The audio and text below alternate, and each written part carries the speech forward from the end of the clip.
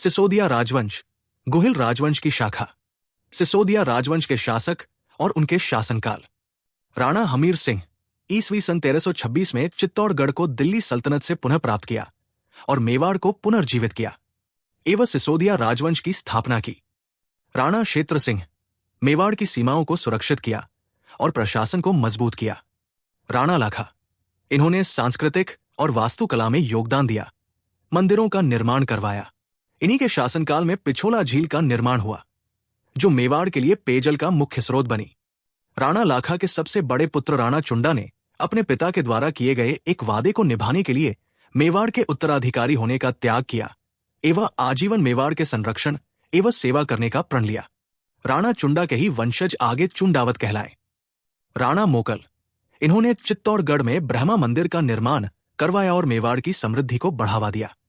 राणा कुंभा, इनके शासनकाल में मेवाड़ ने कई महत्वपूर्ण युद्ध जीते, जिनमें मालवा और गुजरात के सुल्तानों के खिलाफ लड़ाई शामिल है। उन्होंने 84 किलों का निर्माण कराया, जिनमें से सबसे प्रसिद्ध कुंभलगढ़ किला है। राणा कुंभा ने चित्तौड़गढ़ में विजय स्तंभ का निर्माण कराया, जो उनकी मालवा के सुल्तान महमूद खिलजी पर जीत का प्रतीक है। राणा उदय सिंह प्रथम, इन्हें संदेह था कि इनके पिता इनके छोटे भाई रायमल को अपना उत्तराधिकारी बनाना चाहते हैं, इसलिए इन्होंने अपने पिता राणा कुंभा की वर्ष 1468 में हत्या कर दी, जब वे कुंभलगढ़ किले में कुंभ श्याम मंदिर में प्रार्थना कर रहे थे। राणा रायमल, इन्होंने आंतरिक संघर्षों को समाप्त किया और मेवाड़ की स्थिरता को बनाए रखा। चित्तौड़ में एकलिंग जी के मंदिर का जीर्णोद्धार भी कराया। राणा सांगा, बाबर के खिलाफ खानवा के युद्ध में लड़े और राजपूतों को एकजुट किया। अपनी एक आंख, एक भुजा और एक पैर खोने के बावजूद अपने साहस और नेतृत्व को बनाए रखा। उनका शासन मेवाड़ के इतिहास में एक स्वर्णिम युग के रूप में जाना जाता है। राणा रतन सिंह द्वितीय, इनके शासनकाल में मेवाड़ को कई चुनौतियों का सामना करना पड़ा, जिनमें मालवा के सुल्तान महमूद खिलजी के साथ संघर्ष प्रमुख था। युद्ध के दौरान राणा रतन सिंह द्वितीय ने वीरता का प्रदर्शन किया, लेकिन दुर्भाग्यवश वे इस संघर्ष में वीरगति को प्राप्त हुए। इनकी मृत्यु के बाद इनके भाई राणा विक्रमादित्य को राजा बनाया गया। राणा विक्रमादित्य सिंह, इनके अल्पवयस्क होने के कारण इनकी माता रानी कर्मावती राज्य की संरक्षिका बनी। इनके शासनकाल के दौरान गुजरात के सुल्तान बहादुर शाह ने चित्तौड़ पर आक्रमण किया। रानी कर्मावती ने राजपूत सरदारों को एकजुट किया और मेवाड़ की रक्षा के लिए संघर्ष किया। हालांकि जब चित्तौड़गढ़ की हार निश्चित हो गई, तो उन्होंने अन्य राजपूत महिलाओं के साथ जौहर किया।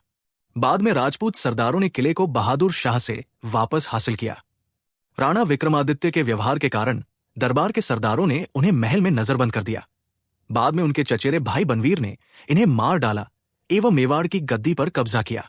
बनवीर राणा सांगा के भतीजे और उनके भाई पृथ्वीराज के पुत्र। राणा उदय सिंह द्वितीय, पन्नाधाय ने अपने पुत्र चंदन का बलिदान देकर उदय सिंह द्वितीय को बनवीर से बचाया। 1540 में मेवाड़ के वफादार सरदारों ने बनवीर को हराकर उदय सिंह को मेवाड़ की गद्दी पर बिठाया। राणा उदय सिंह द्वितीय ने ईस्वी सन 1559 में उदयपुर शहर की स्थापना की एवं अपनी राजधानी चित्तौड़ से उदयपुर स्थानांतरित की और मेवाड़ की समृद्धि को बनाए रखा। महाराणा प्रताप, महाराणा अपनी वीरता, स्वतंत्रता के प्रति दृढ़ता और मुगलों के खिलाफ संघर्ष के लिए प्रसिद्ध है। 1576 में हल्दी घाटी के युद्ध में उन्होंने मुगल सम्राट अकबर की सेना का सामना किया। उनका जीवन राजपूतों की स्वतंत्रता और सम्मान के लिए संघर्ष का प्रतीक है। राणा अमर सिंह प्रथम, राणा अमर सिंह ने अपने शासनकाल में मेवाड़ की स्वतंत्रता और गौरव की रक्षा के लिए संघर्ष किया।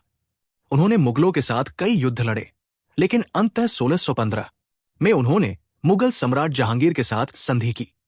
इस संधि के तहत मेवाड़ ने अपनी स्वतंत्रता बनाए रखी, लेकिन चित्तौड़गढ़ और कुछ अन्य क्षेत्रों पर मुगलों का अधिकार स्वीकार किया।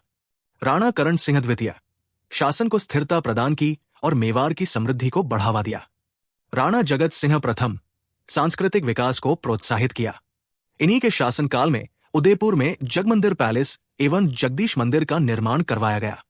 राणा राज सिंह प्रथम, इन्होंने मुगल सम्राट औरंगजेब के खिलाफ कई युद्ध लड़े और उनकी नीतियों का विरोध किया।